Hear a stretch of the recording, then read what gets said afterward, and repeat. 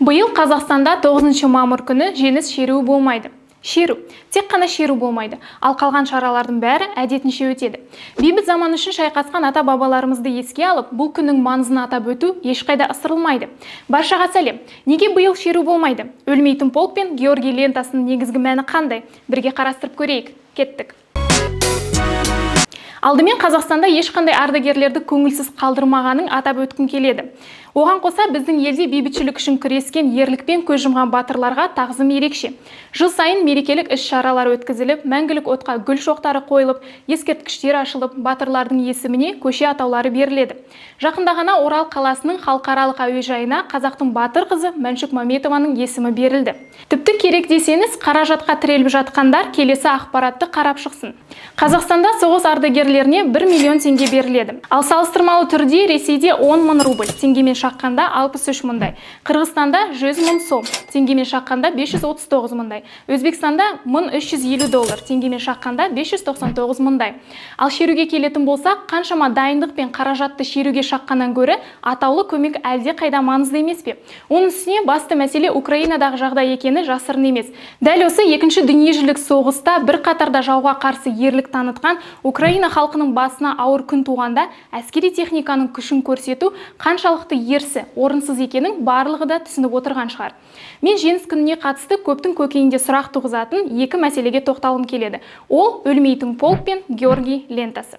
Жеңіс күнінің ажырамас белгісіне айналған атрибуттарға қатысты соңғы жылдарда неге дау-дамайлар көбейді? Талқылап көрейік. Өлмейтін полк акциясы қалай пайда болды? Оның мағынасын білеміз бе? Негізі бұл акция 2012 жылы Ресей қалаларынан бастау алған.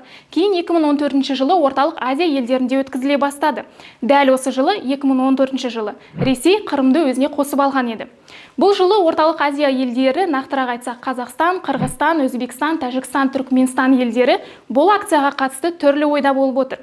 Мысалы, Қырғызстанда 9 мамырда еске алу митинг реквием өтеді. Бірақ Қырғызстанның ұлттық қауіпсіздік жөніндегі мемлекеттік комитеті Z символынан аулақ болуға шақырып, бұл әрекетке қатысты жауапкершіліктің барын ескертті. Ал Өзбекстанда биыл шеру болмайды. Атап өтетіні, ол жақта Каримов басқарған кезден бері Ұлы Отан соғысы тек екінші дүниежүзілік соғыс деп аталады. 1999 жылдан бері Өзбекстанда 9 мамыр еске алу және құрмет күні ретінде аталып өтеді.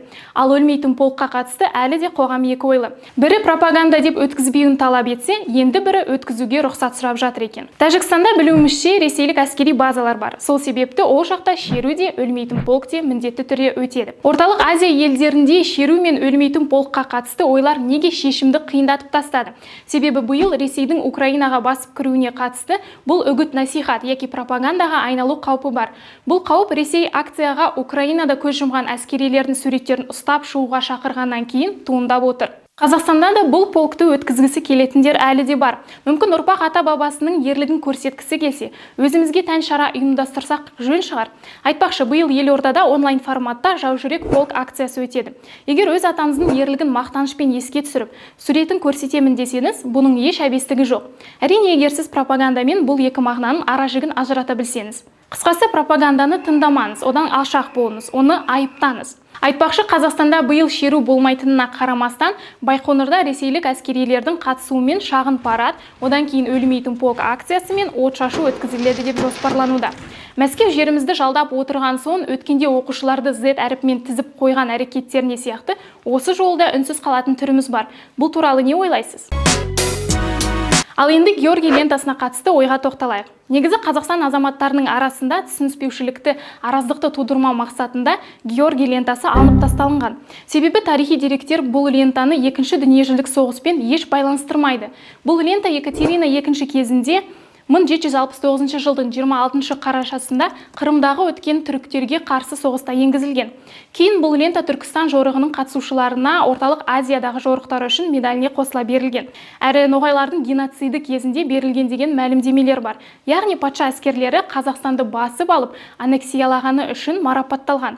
Түсіне келетін болсақ, бір деректерде Георгий лентасындағы қара түс түтінді, ал қызғылт сары жалынды білдіреді делінген. Ал енді бір деректерде Ресей империясы елтаңбасының түстеріне сәйкес келеді деген пікір бар. Нақтырақ атап өтсек, алтын фон мен қара бүркіт. Лентаның қазіргі мәні мен маңызына келетін болсақ, 2014 жылдан бері лента Украинадағы ресейшіл сепаратистердің символы мен белгісіне айналды. Бұл лента Украина, Грузия, Латвия, Молдова, Литва елдерінде ресми түрде тыйым салынған. Демек, қазіргі таңда бұл Георгий лентасы соғыс, өлім, сепаратизм мен оккупацияны білдіреді. Дәл қазір бұл лентаны тағу Ресей саясатын қолдау деген сөз. Бізде бұндайлар жоқ емес, бар шығар. Бұл надандық деп білемін. Таққандарға ертең міндетті түрде жақындап, мән-жайды сұрауға құқылымыз ғой. Сонда жауап қандай болмақ?